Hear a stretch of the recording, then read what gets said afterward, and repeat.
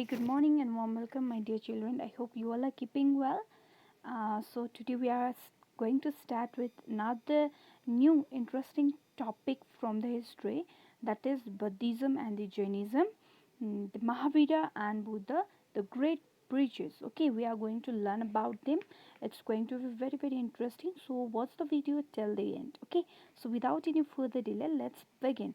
Okay, first we need to understand what the cause, social condition for the rise of the Jainism and the Buddhism. Okay, you all know that the religion of the early Vedic period was based on the nature worship, and it was simple and easy to follow.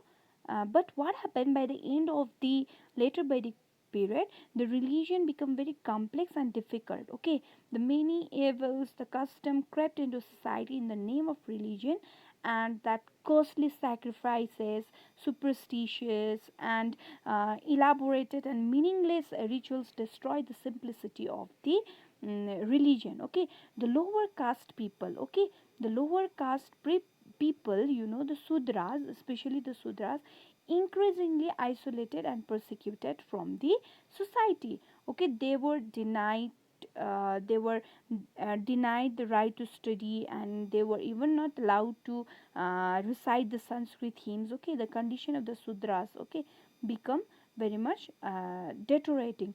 And during that time, the two great preachers, Bardhamana and Mahabira, Bardhamana Mahabira and Gautama Buddha were born at the time of 6th century BC.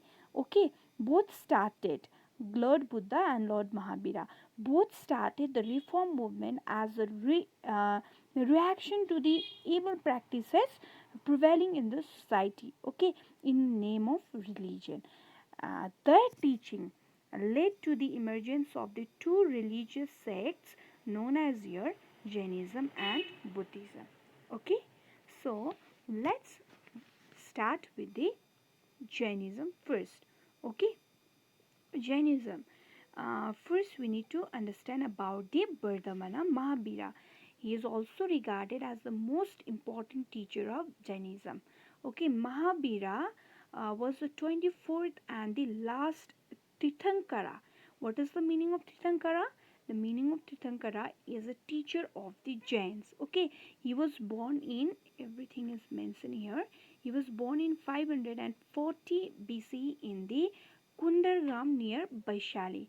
He was a Kshatriya prince but gave off his all the life, all the luxury life, all the worldly things and comfort.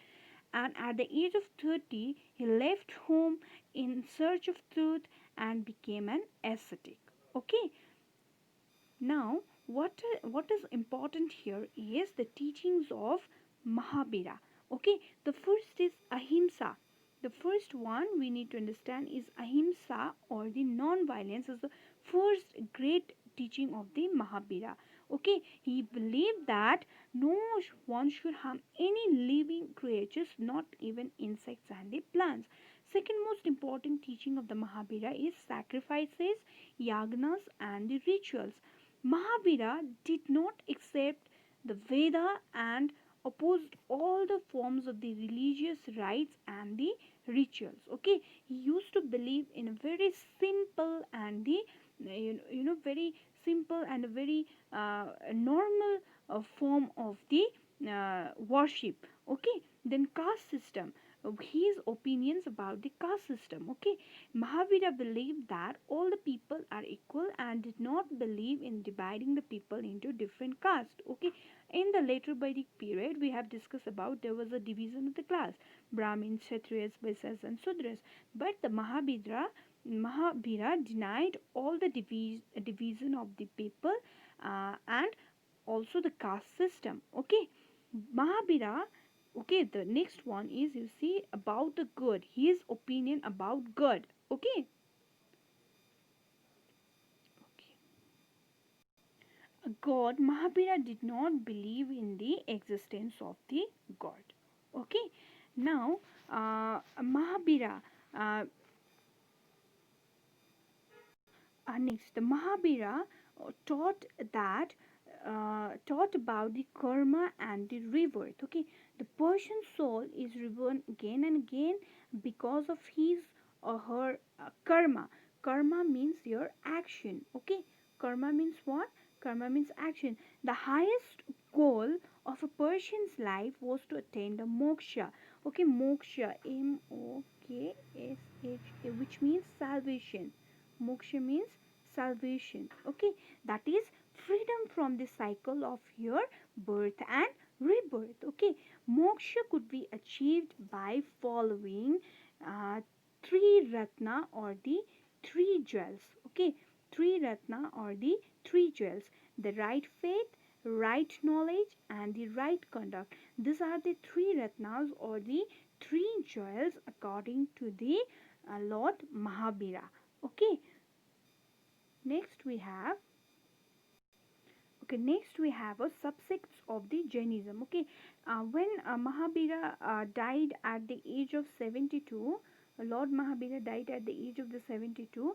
That time he had a large number of the followers. Okay, so his followers were included in the means so many kingdoms, so many later kingdoms adopted the Jainism, like the Ajatsatru, the rulers of the Magda. Okay, so many people adopted.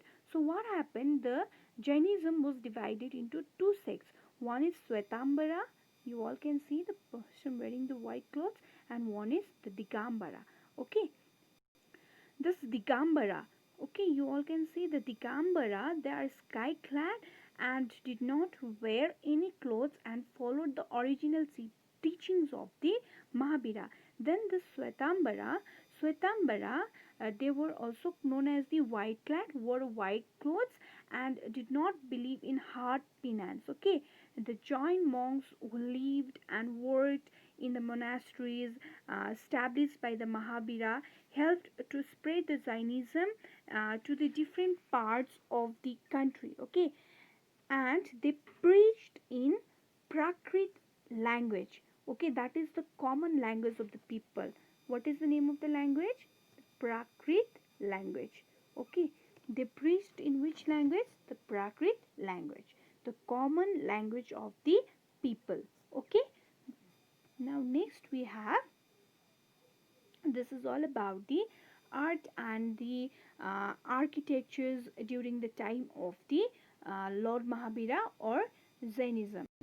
Uh, uh, the Jain art, architecture, and the literature flourished under the patronage of your various kingdom like uh,